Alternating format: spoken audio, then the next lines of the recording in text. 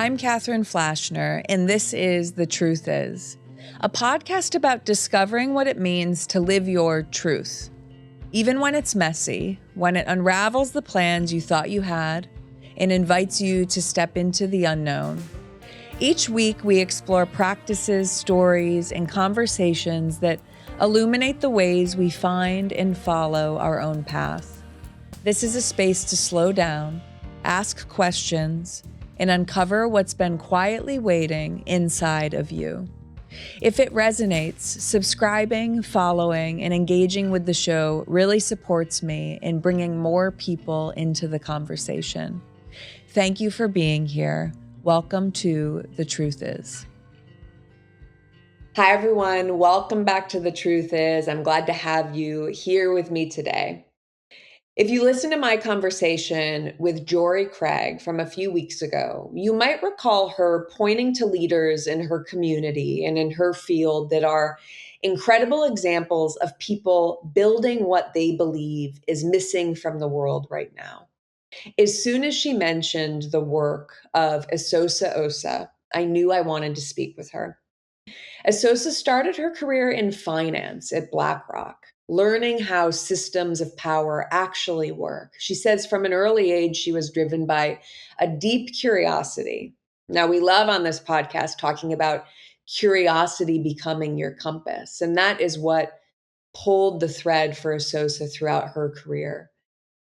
That curiosity took her to some of the most important work in democracy and voting rights of certainly the last decade, including serving as Deputy Executive Director of Fair Fight Action, the voting rights organization founded by the Stacey Abrams. Now, Esosa is founder and CEO of Onyx Impact, where she's working to combat disinformation, specifically targeting Black communities, including building an AI named Aisha designed to better serve them. I was drawn to talking to Esosa because she isn't a leader just analyzing the moment we're in. She's building something inside of it. In her words, she says, if it's not going to be built by us, somebody else is going to build it for us or against us. And if you care about what truth looks like moving forward, you have to be involved in it. In this episode, Esosa helps us better understand how disinformation actually works, why repetition shapes what we believe to be true, why being aware of it is now more important than ever, why there's no such thing as an unbiased AI, and what it means to build narrative power and agency in the world we're living in right now. It is my pleasure to bring you into conversation with Esosa Osa. Esosa, welcome to The Truth Is. Thank you so much. I'm so excited to be here. I love to start off with a fun one that points us back to Esosa growing up. What do you think is something about how you grew up that helps us understand who you are today? I think being raised by Nigerian parents is just gives you such a uniquely hilarious view of life and society, right? The Nigerian culture, the Nigerian way is there's no such thing as B, C's, D. There's no such thing as A minuses. There's no such thing as your report card, right? It's our report card. It's my parents' report card. It's you're in summer school every year because you got a 98%. How dare you? Right. Mm-hmm. But it's also looking at systems of power in a way that doesn't make sense to folks who are coming in. Like my dad would tell me every single day that I could be literally anything I wanted it to be in this world, as long as it was a doctor or engineer. And so I took that and obviously went into politics. I love that. And I'm curious, prior to politics, your career took you into working at a financial institution. Like what was the North Star for you kind of leaving college early in your career, seeking that out as the first chapter? Yeah. I am perpetually curious about what is happening around me, the world around me. And so I actually started college in 2008, Mm, and where there was a lot of stuff going on mm, in finance. And when I have questions, I dive real deep, right? mhm. So I started to take all of these classes, trying to figure out, all right, what are these markets? What is finance? What is, and then you very quickly get into what is the policy of wealth creation? What are the systems that enable it? How do we learn from it, take lessons from it, leverage it? And so got really, really interested in the financial markets, but especially the the currency markets, because the fiscal policy of a country determines your currency value, and so whatever was happening politically in those countries Yeah. would determine the value of the currency. And people, that is where I found where I could add value, right? Because folks would be like, won't they just make the most rational decision possible in the next election?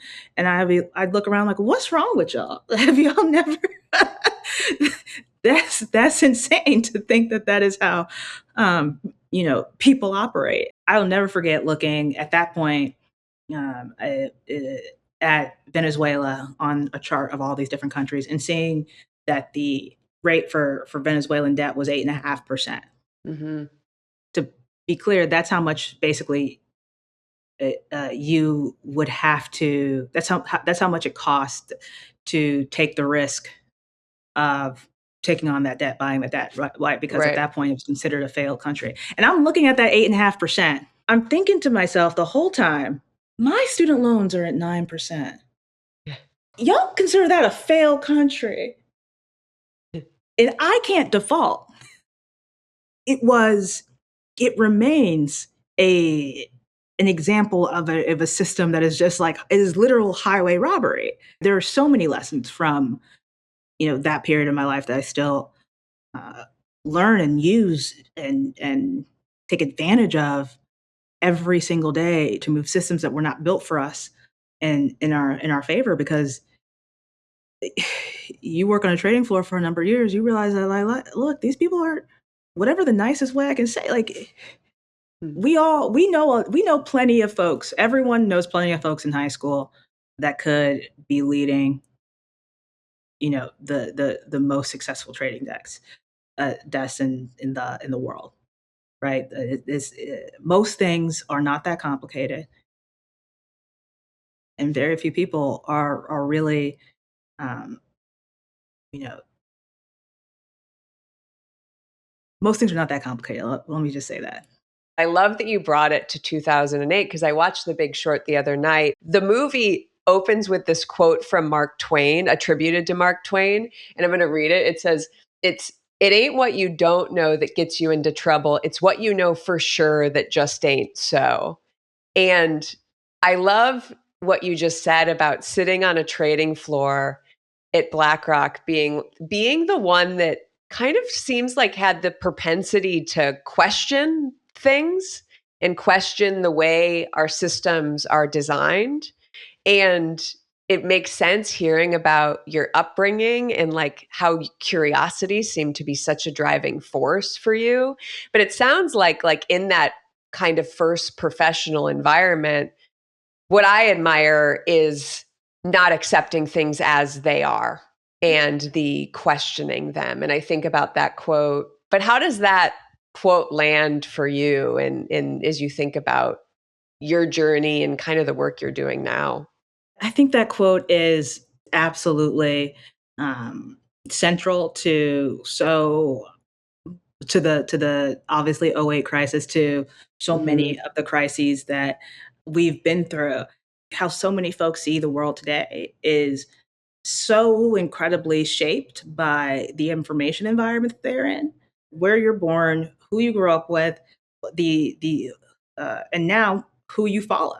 Right, that Mhm. is that is determining what people know to be um, to be true, which is insane. I remember in 2020, we were saying over and over and over again, democracy might just be in trouble. Mm. Authoritarianism has never happened in this country before. Mhm. Man, fascism, we have never before experienced that in this country. how on earth are we going to deal with it?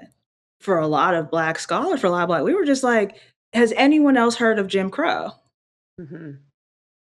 Like, it is not just other countries that have gone through authoritarianism regimes. Like, at its core, the Jim Crow era was an era of mass authoritarianism and fascism. Uh, it was rooted and targeted at one group of Mhm. people, but it was the mass restraint of Black bodies, Black opportunity, Black health, Black wealth, and we are seeing so much of what we are seeing today. Uh, Not only has happened, but has been overcome. But by not understanding Mhm. Jim Crow, right? You're you're definitely never going to understand um, Reconstruction. Mm. You're definitely never going to understand the nadir. You go down to the South, you look at, uh, you go to a state capital, look at all of the folks in history that have represented these Southern states. And at one point, way back when in 1920, you just see all these Black folks out of Mhm. nowhere. And then it stops until, maybe today in some cases. Reconstruction saw Black folks gain so many rights, right? Yeah. Then we put a fascist regime in place. We put the nadir in place. We put Jim Crow in place, right? And it took until the 1960s. It took Mhm. until the Civil Rights era to um, move past it. It wasn't one election, right? And it took consistent organizing. And so when I look at the moment we're in, uh, and I see it's not just a moment of authoritarianism, it is a moment of mass propaganda, Mm. right? It is a moment where we have let um, bad actors convince us somehow that the concept of equity is un-American. Mm. So much so that no one seems willing to fight for it, Mhm. right?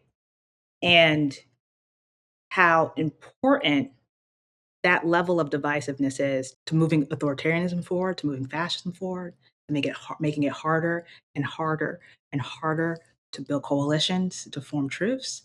But other than that, I think everything is fine.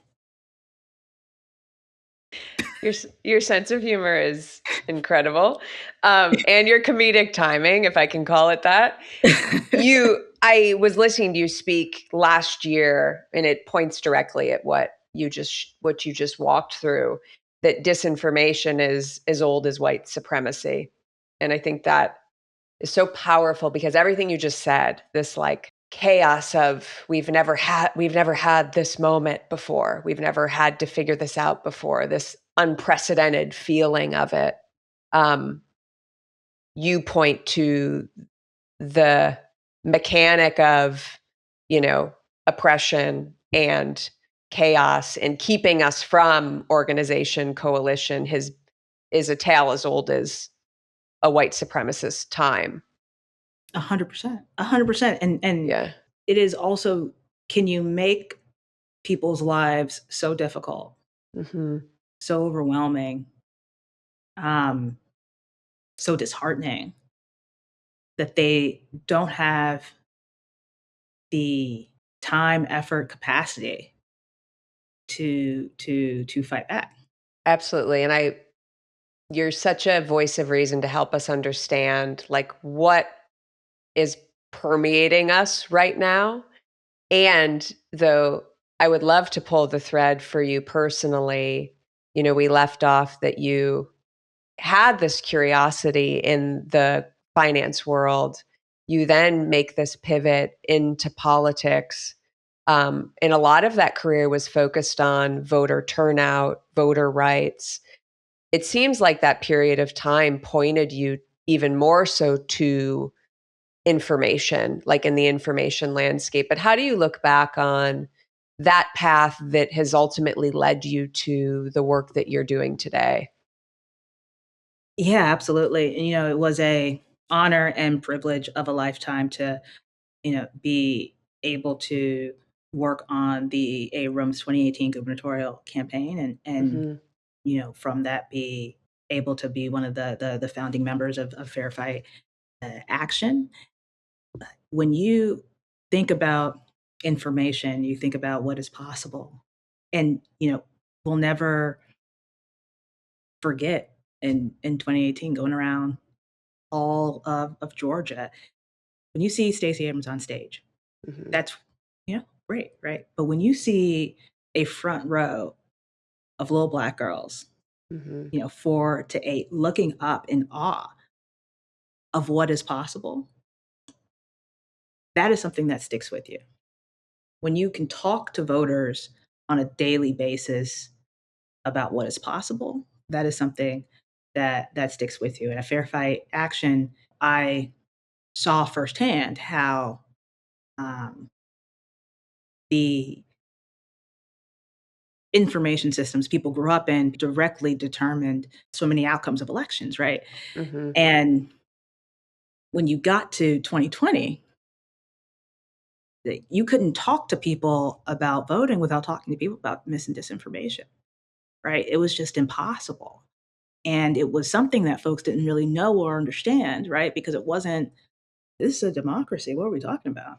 Mhm. Um, and I remember doing so much of that initial research and seeing how effective these types of lies can be on everybody. When you really understand propaganda, it humbles you. Propaganda can make whole countries believe things they did not believe just a few months ago. Right? That's a scary level of power. And that is Mhm. not something that is easily pushed through. It is our brains work, um, rely on repetition to be a shortcut for truth, Yeah. right? When I feel like now that I have a podcast called The Truth Is, when I hear people talk about truth, my like alarm bells go off. And you said it, our brains substitute repetition for truth. And that explains like the information landscape, particularly from the top down, in a Correct. way that made sense, like just made a lot of sense in a terrifying way. 100%. That is why, um, you know, uh, disinformation is a is one of democracy's greatest poisons, right? It's because a democracy allows freedom of speech. Mm. That's a core component. So if you can take advantage of that by using that freedom of speech to push lies, Mhm. then what is a democracy supposed to do, Yeah. right? And when you then hold the top level of the most powerful government, and you are able to think about this, spew lie after lie after lie, right? It sure people, and I always use the example of, let's whoever it is, let's say the president is coming out every single day and telling us that the sky is green. You know the sky's not green. I know the sky's not green. Mhm. I hear the same person say it over and over again, and then every single news organization is covering the fact that this person said it, right? And every radio show and all the comedy shows are making fun of the fact that this person said it, right? The Mhm. podcasts are talking about, and we're talking about how bad it and people's takes on the fact that that the president said it. Then we've got the takes on the takes on the takes, right? Mhm. And now there's all this content, and you're seeing this fact, and you're wondering how in just a few weeks we are hosting bipartisan conversations Mhm. on the aurora borealis, on Mhm. rainbows, on when the sky might actually be green. Yeah. And like maybe there's a middle here. Well, I might say it reminds me of like the display of Bad Bunny's halftime show and like the slow, outrageous discourse that it's somehow not American, and then you end up having a full alternative halftime show that's supposed to be American. Like you could spell out what the like ripple down of that is, Right. and then us having different interpretations of what it is to be American, which has obviously been a thing for quite some time. And your Bad Bunny reference, I think, is such a good one because it's also an example of, from a truth perspective, how uh, what is true and what is not kind of goes out the window when you start talking about emotion, Mm-hmm. right? Which is where politics lives so deeply for so many of us, and like we are talking about a Super Bowl halftime show that usually only 50% of the country gonna like anyway. Right. Right? Regardless of who it is. That in Or fact, we've had a lot of non-American performers perform it over the last several decades, and there's been no federal issue with it, I might say. I also love the example of when, everyone was, um, the theory that Biden was gonna get rid of all the meat Mm-hmm. and how aggressive um of a camp like that was on, news shows every single night. Like, but and I'm not being hyper like he was going to get rid of me.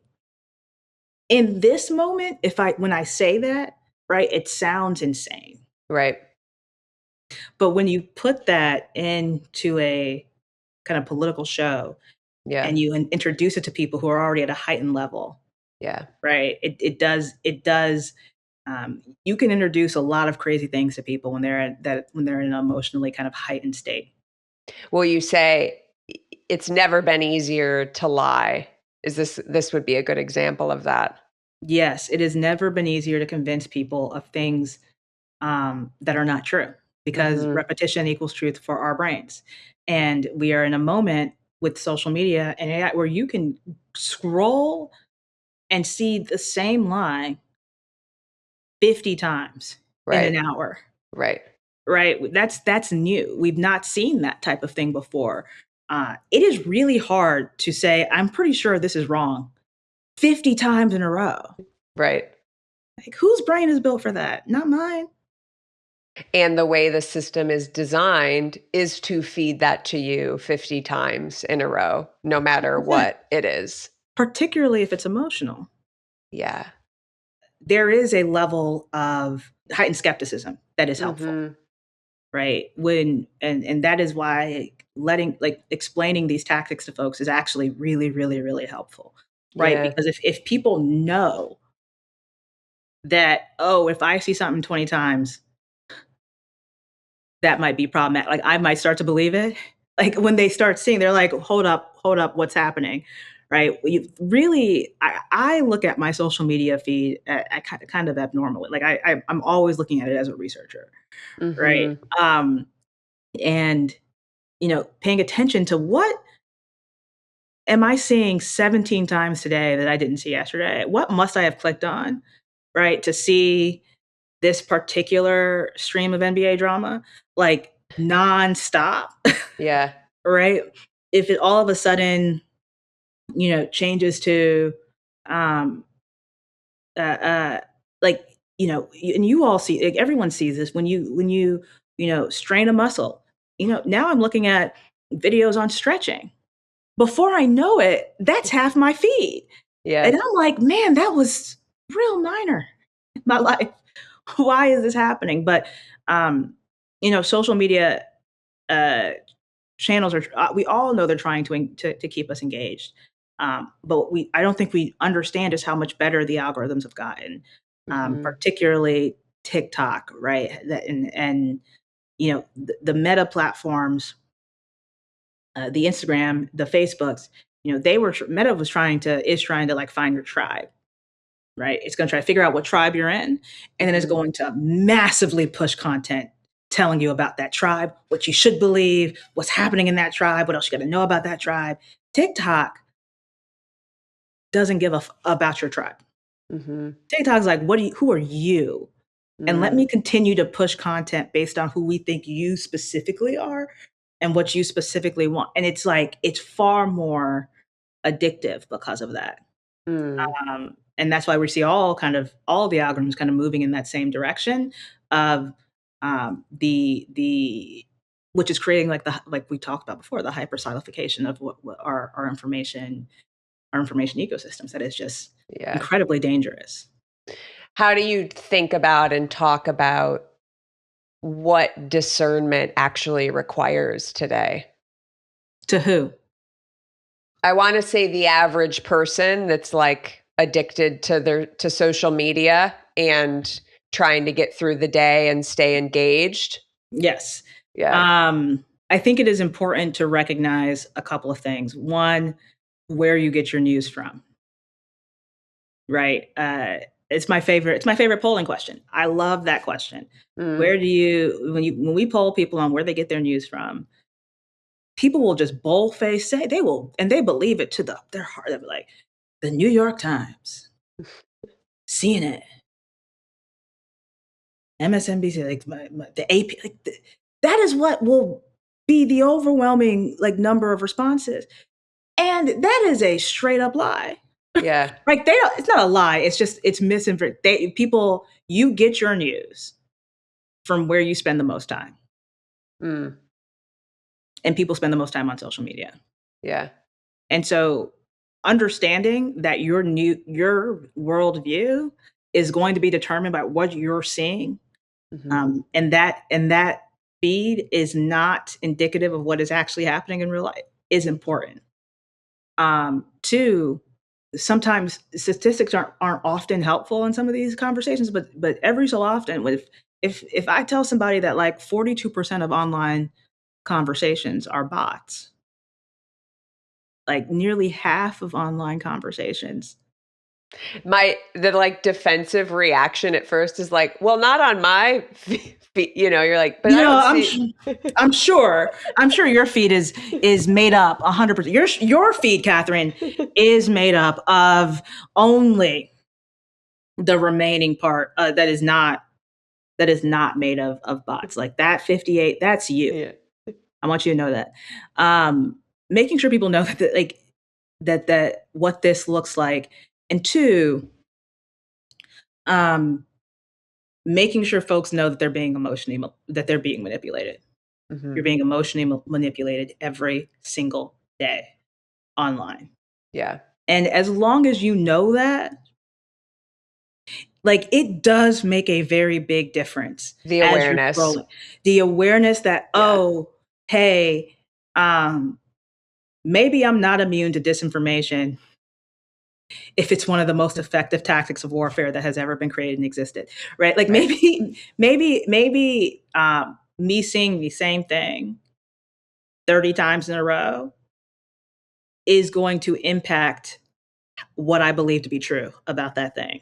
Hmm. Right. And now if you can consistently remember that, you're going to be looking at your feed differently. And it's going to a point, like for me, it's just often hilarious. Still to this day, when I go on Facebook, it will show me 3 or 4 posts of some people from high school that are um, vaccine skeptics.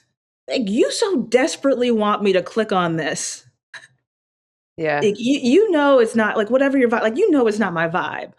But I obviously don't engage that much on Facebook. Now they're trying to find things that make it the most likely for me to be hyper engaged in a conversation because they believe that it's because I disagree with that conversation. Facebook. Yes. Like Facebook is like, I'm going to serve Esosa this content from someone she went to high school with that like overtly does not align with what The you level align of with. toxicity, like exactly, Yeah. exactly. Yeah. So Facebook's baiting that by There's design. a lot of Yeah. baiting, right? It's a lot of um and so and we've got to be able to do that now with images too, right? Hmm. And video in a way like we can't be out here. Discernment is important, education is important, um, but AI is better. Mm. And um, we are at a situation where the best AI, not the stuff that we see every day online, but like the best AI can create videos and images that we don't have computer programs that are going to be able to tell that it's fake. Yeah. And if that is the case, you know, me asking, name this 55-year-old lady to be like, you gotta be better at discerning what's AI and what's not is insane. Yeah. Right. So there's a level of discernment that's necessary, and we also have to understand the limits of what is actually possible in an environment of um, the hyperbolic spread of AI. Yeah. And But in again, that, I can't oh, say go this ahead. enough. Other than that, everything is fine. That'll be the title of this episode. Everything is fine except dot dot dot. um, in the vein of AI and understanding and developing an awareness, can you talk to us a little bit about how Aisha came to be? We built this wonderful tool called the Digital Green Book at Hmm. digitalgreenbook.org, and the whole purpose was to help Black communities navigate the changing AI and disinformation kind of ecosystem. Right. As part of that, we wanted to create an AI tool that could help folks determine whether or not things that they were saying, whether or not there were sources for it, if they, and so we created an AI that was built on Black news, Black local news, Black um, national news, Black history, all types of Black joy, joy, joy, joy, joy, like making, and so trying to, develop an AI that saw things just a bit differently, Yeah. right? And would say, and not in a what is true and what is not true, but like whose experiences are centered, right, and whose aren't. And so, Hmm. uh, and the idea behind it is like, um, we want, if you go to a chat or a chat GPT or a Gemini, and you start saying, you put in a prompt, and that prompt is like, you're a engineer with 15 years experience, you're a nurse with 10 years, Yeah. if you put Black in front of those words, stuff gets wild real quick. No, Like, you're a really. Black engineer, you're a Black nurse, you're a Black, like, and you're just like, it is so um, harmful Yeah. and ridiculous because of the level of data that it lacks on Black communities, right? We wanted to create an AI that did not do that, that uplifted Black communities, that uplifted Black history, Black news, that was pushing, Black news sources. And so Hmm. our team developed Aisha, and we did this with like this. We're a nonprofit, right? We did this with this like, I hope it'll be helpful, kind of uh, take, and were so surprised when like the level of use that people Wow. that it has been insane. The feedback has been so overwhelmingly positive. The uh like, I wasn't expecting people to use Aisha for their Jamaican oxtail recipes, right? Like, Yeah. I wasn't expecting, people's mom to be just like asking Aisha's questions every single day, all day long, Yeah. right? And people, like, I used to be planning people's night out in Atlanta. Like, I'm like, what are y'all Hmm. doing? Like, but it's been awesome, right? Because the making sure that that there are options in this massively changing world for folks to use tools that aren't going to erase them, Yeah. but are definitely going to be the centers of knowledge and truth in so many ways. Uh, and because we are seeing AI move so fast, so quickly, Hmm. with such a lack of information on like, generally AI is working on um, libraries full of information on like like European history, all this, and encyclopedia based information on um, Black history, and so that comes out. That Yeah. comes out in the answers, and so if it's not going to be built um, by us, somebody else is going to try to build it for us or against us, most likely, Hmm. and so it's necessary to be. It, you've got to um, be involved in this in AI if you are trying to be involved in what truth looks like moving forward. Oof. What truth looks like moving forward. And that's the truth, as scary as it is to hear those words said aloud, and you said it well, like, in wrapping your head around how these LLMs are trained and created, and this idea that, like, knowledge is commodified and it's all accessible, but inherently, just like anything in the technological landscape, there are people not at the table deciding what information is put in and how it is trained. And so, to point directly at the biases that are being spit out, and then like, to your point, how quickly it's evolving and how quickly it's speeding up, it's scary to think about the ripple effect of that as it speeds up its As scale. absolutely, Yeah. absolutely, because like there is no such thing as an unbiased AI. Like Yeah. technology is going to reflect the values of its creators, Yeah. full stop, every single time, right? And so we've got to understand that these LLMs are not without bias. They are Hmm. inherently biased. They are biased towards the worldview and the value systems of their creators, and that should terrify us. Hmm. What I admire and think is so cool to hear about the resonance of what you've created is, like, testing out, like, oh, I'm going to join, like, this advancement and have a say in what's being designed, and how vindicating to hear the use of it, that folks want to feel, of course, seen in the technology, in a really equitable way. And I love the use of it for even, like, the fun personal things like the recipe and the trip. Look, whatever we encourage folks to use Aisha. You can find it on our website. You can find it at digitalgreenbook.org. But and let us know. Hmm. If there are ways to improve if we're missing um, something. If there are things that we need to um, think more about. Right. This is it's extremely complicated issue, and I don't know if you've realized this, Catherine, but nuance is in short supply. Like Yeah. there's not an abundance of it happening in the world right now, and so making sure that we can be as clear as possible and Hmm. as helpful as possible in this moment, I think is just fundamental. Mm.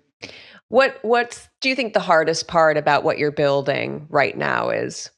You know, I think the hardest part of what we're building overall at Onyx Impact is doing this type of truth work, the type of work that's dedicated to amplifying Black voices in a moment that is so hostile to that exact thing, Yeah. um, and in a time where it is so easy to twist motivations, to twist um, backgrounds and biases. That makes the work that we do harder, but it also makes it way more um, important. And I think it's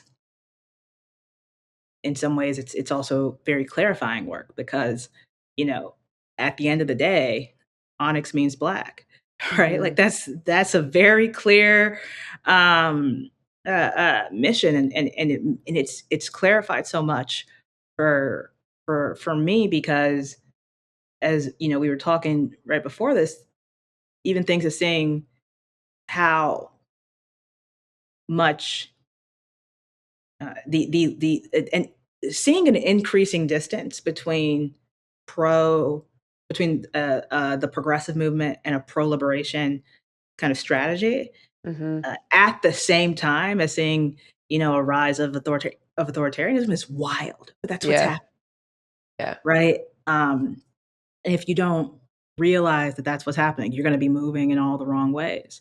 And so, I see our job as how do we make sure um, that regardless of what the future looks like, that Black folks have power, Mhm. that our community has power, right? That we retain our history, retain our opportunity, retain our joy, right? And like you can't. Um, we have seen attempts to erase, the our past over and over and over again. They've all um, none of them have been successful, but that requires, Mhm. right, real clarity in this moment. And so, that is, I hope to provide just a small bit of that to the folks that we can reach. Mhm. I've been thinking about this idea that I heard someone else say of like narrative agency, like the ability to tell. It was actually a journalist in Ukraine, and she was like, the ability to tell the stories, like for the ability for people to tell their stories is like the most steadfast form of agency. Oof. And I love that It idea. tells And yes. One of our umbrellas, um, one of our priorities this year is called like Onyx Receipts, right? And it's about who tells mhm, your story decides your future. yeah, And how to that for that very reason, right? Because this is going to be America's 250th, right, and anniversary, and on July 4th, and we have seen such a massive attempt to um, erase not just Black history, but Black opportunity and progress, right? And it matters whether or not we have Black journalists. It matters whether or not yeah, we have uh, what Black media looks like. We can see, um, things like the Washington Post, may they rest in peace, right? Like that. yeah, Before that, the last round of like they were getting rid of Black folks left and right, right? We have seen the Black press revenue decrease by 80% in a mhm, year, mhm, right? Like uh, uh, this is an emergency. yeah, But you when you say that narrative agency, right? That is like, are we going to allow uh, folks to try to tell us what power looks like or doesn't look mhm, like, mhm, right? Are we going to allow representation to be the sole measure of power? mhm, Um, do we need to start looking at these systems fundamentally differently, right? So, thinking about assets, thinking about ownership, thinking about, um, you know, what what will we have tomorrow that we didn't have today? It's incumbent upon all of us to figure out what it looks like to build a better future. yeah, it's well said. I feel like I keep talking about like it feels like we're in reckoning upon reckoning right now, and we have the opportunity to be a part of the reimagining of how we live and work. But to your exact point, like you have to step in to be a part of it and not sit back and see what happens. Do you have any like personal taglines or mantras that keep you going? Yeah, every day at Onyx Impact, the work is good. Mm, Um, that's something that I remind the team, we remind our allies, our partners that like it's a privilege to be able to, you know, go into work every single day knowing that what you are doing is good and helping people. Um, you and I both know that that is not the case in so many professions, right? Despite them telling you this is really important, good work. 100%, Mm, absolutely. But you know, to know that you can be positively impacting lives every single day, um, in your community is, for me, is wonderful. I wouldn't change it for the world. And even even in the darkest of times, the work is still good, and that's what we try yeah. to um, uh, keep as our mantra every day. I won't pull up your Instagram now, but I saw you post on the 2-year anniversary something like, "I get to empower Black communities, pay Black people to do it." And, yeah, it's such a it I love that It's you took awesome. it's awesome, and I love that recognition that, like, despite how uphill it can feel to accomplish what we're setting out to accomplish, that in the integrity of the moment to moment and day to day, the work is good. I love that. That's powerful. 100%. And the Yeah. wor and I to when you look at what happened between Reconstruction and Jim Crow, Mhm. right? When you think about the fact that we never actually learn about the nadir in our current school systems or Mhm. college systems, right? We don't know. We don't really know how Jim Crow came about. But you think about all of the work that was done to even get to the point of the civil rights movement. All of that work was good, even in the darkest of times, Yeah. right? And so that's why uh, um, I just think it's so important to keep that perspective, to find ways to do the work, not just online, but in real life. Yeah. Um, that's the only way we can keep going.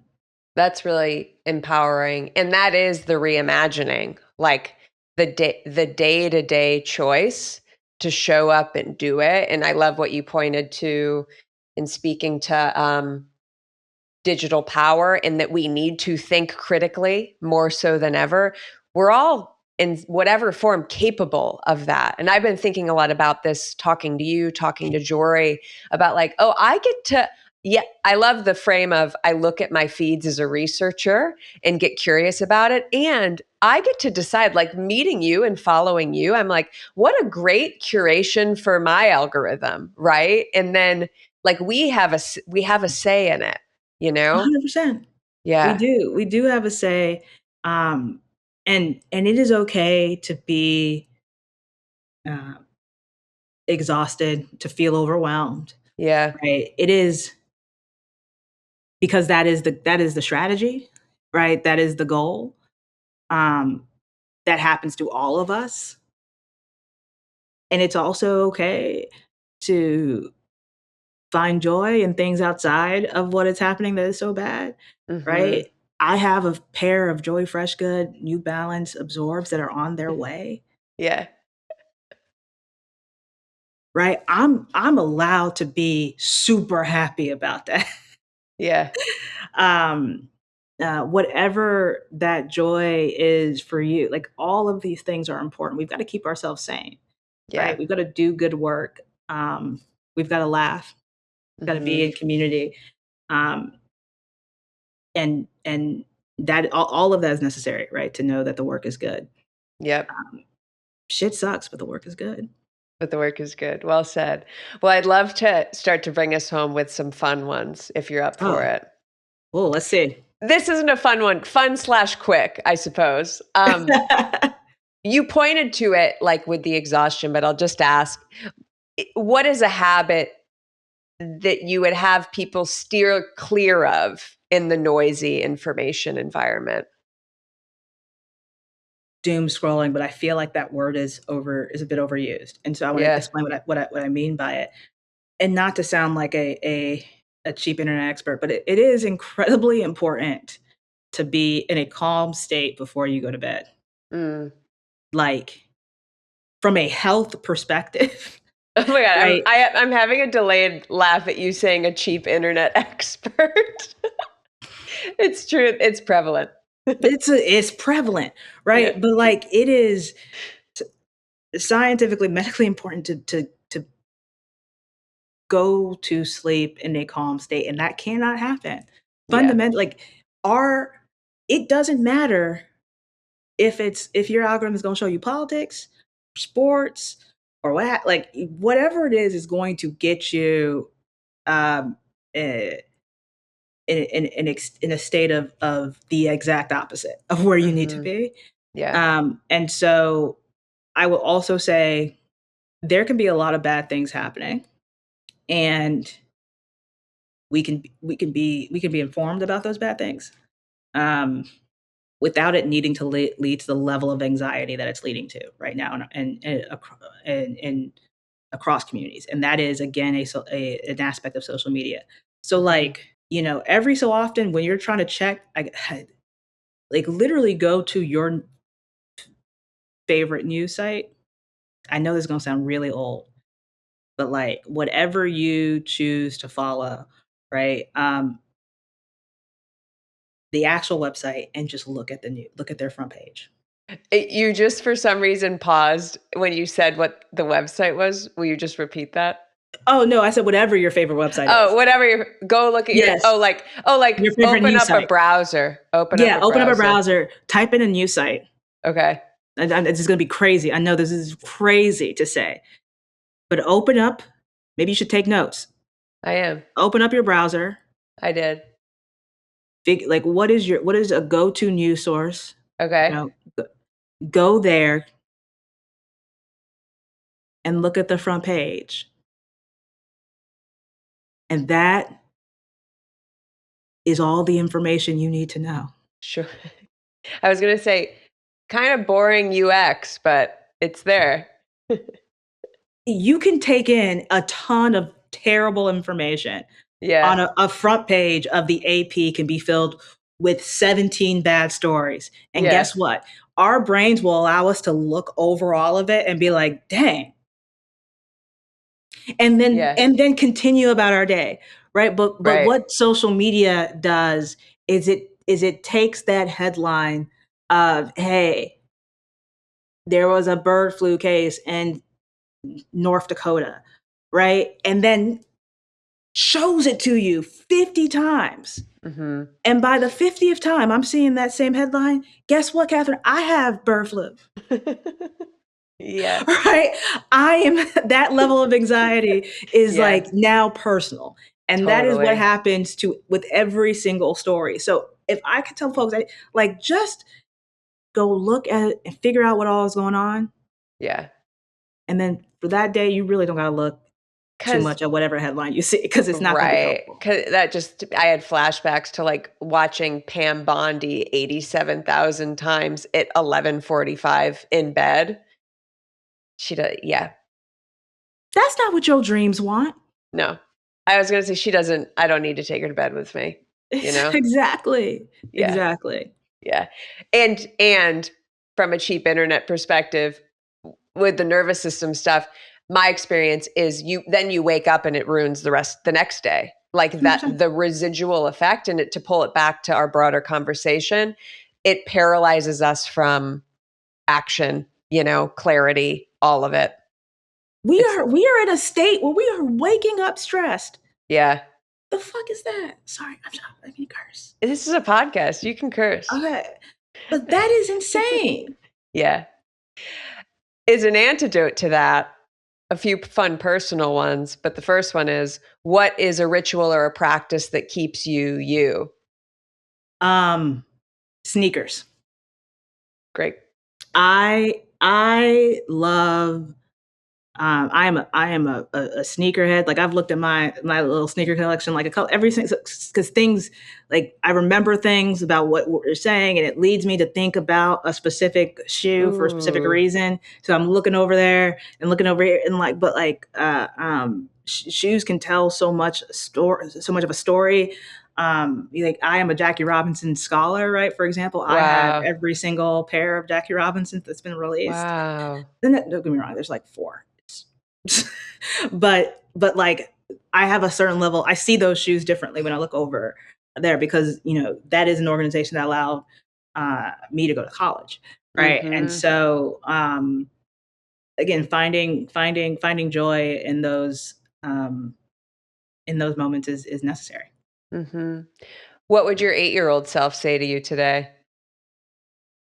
My 8-year-old self would be like, I am really, she would both be very, very proud of me and extremely disappointed that I'm not in the WNBA. Fair. She's like, "What was I doing all this for?" Yeah. And I'm You're like, "Yo, 3 dribbles in the driveway did not help. Now you've got me arguing with my 8-year-old self." That's amazing. Let's try this one. What would your 80-year-old self say to you today? Sleep. Mm. My 80-year-old self would tell myself to sleep more. Um, and she'd probably say, "Stop being cheap and go on vacation." Mhm. 'Cause it's just I'm a big fan of my apartment, like, I pay for it, and I enjoy it, and I'm like, "Why would I go out when, there's a guest room back there that maybe I haven't been in there in a week," Yeah. and I pay for every square foot in there. So Yeah. maybe I should just go in there and stand and take advantage, Yeah. right? But I should probably go go outside a little bit more. Mm. That's good advice. And I'm gonna be honest, my 80-year-old self, if I made it there, then I did something right, so she needs to stop complaining. I love it. I love you fighting with 3 different generations of you. I'm That's just amazing. saying. All right, here's truth is Mad Libs, fill in the blank. I used to think blank, but now I know blank.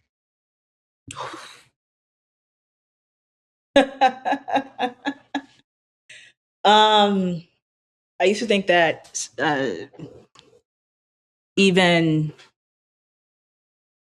the most fundamental of disagreements could be solved with conversation. Um, but now I realize that the first step is, uh, that there's so many of us don't have the same vocabulary. That could go on a t-shirt that I'd buy. Well said. It's just that's what I used to like. And again, it's not that we can't have a conversation, but first we we gotta find the language. We gotta have the same words. Mm. Yeah, I appreciate that. That's truth. Lastly, what's a truth about the season of life you're in right now? That I think we should talk more about, um, the season of life, as you say, the seasons when your parents start getting older, Mm. and what that means, what that looks like, Yeah. how it, drastically impacts your just outlook on, Yeah. what is and what is not important. Mm. I feel that big time. Yeah. And it tends to really coincide with the season of life where you start becoming your parents. And Yeah. and now you looking at them, they looking at you, you looking at them, they looking at you, and you're like, I feel that. one I of us is feel crazy. no, I feel I'm in my mid 30s. My mom is entering her 70s. And I'm like, I started to write this piece about her visiting me in California last year. And like, we're sitting on the beach, like, and we're both just somewhere in the middle of our life, trying, like, having it together and figuring it out. And I'm like, whoa, the similarity in where we are spiritually is not lost on me. I feel it Mm, potently.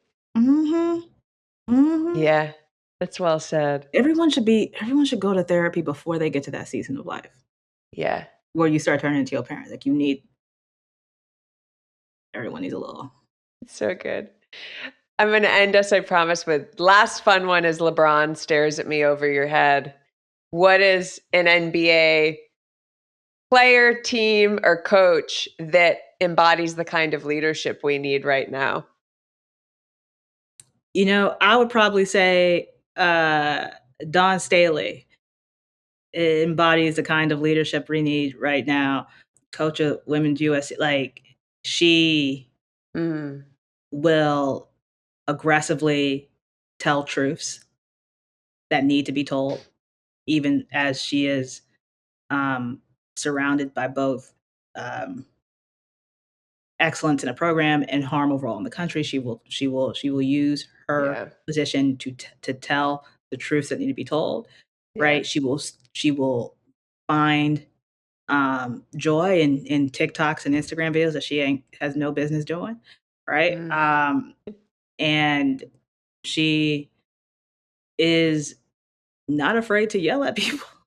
mhm. Right? In a way that I think um, is necessary. That's what I like when I say we need to bring back shame. We need leaders willing to do it too. Yeah, that's a good one. My mom's gonna love hearing we need to bring back shame. We're like, I'm not just like from the top of the country No, yeah. to There needs to be what people some are shame. willing to share on social media, like Yeah. across the board, we need to bring back. I love that. So this has been such a pleasure and a privilege. I I feel so lucky to get to like amplify your work that is so empowering and like such an example of not sitting complacently in this moment or ever and not accepting things as they are. Like I loved learning that that was who you were always, and it gives me goosebumps. I will point people to your work. Anything in the realm of Onyx or your work that you'd want people to especially pay attention to. I would love for folks to check out the blackout report that we put out. You can go to our Okay. website, onyximpact.org, or you can go to blackoutreport.org on the truth of what happened to Black communities in the first 8 months of this administration, Yeah. right? And it's about how, as long as they can make you think that this is about corporate classes that suck, Yeah. right? They can take away $70 million in flood protections for Black communities and, you know, $11 million in sickle cell research and Yeah. so much other harm. And I think it is those types of things are super helpful to have and to read. And then, following us on social media at the Onyx Impact uh, is and seeing what we put out. We're trying to make sure that we can reach people uh, in this crazy moment of propaganda. Mhm. And so we try to be, really aggressive on those on various platforms as well. But I hope that folks, take a little time, find some joy, do some good work. I want to know more about those sneakers. Um, Thank you so much. Of course. Of course. Thank you. I appreciate it. I hope you leave this episode with something that stays with you, a question worth holding, or an insight worth following. If this conversation resonated, subscribing or sharing the episode helps bring more people into the conversation. And connect with The Truth Is at The Truth Is Podcast on Instagram. Special thanks to the people who make this show possible. Editing by Dan Kroll. Video production and editing by Anton LaPlume. Music by Will Savino. Visual identity by Sarah Gaynor and Jonathan Bush. And guidance from my friend and advisor, Natalie Tulloch. I'm Catherine Flashner. Thank you for listening to The Truth Is.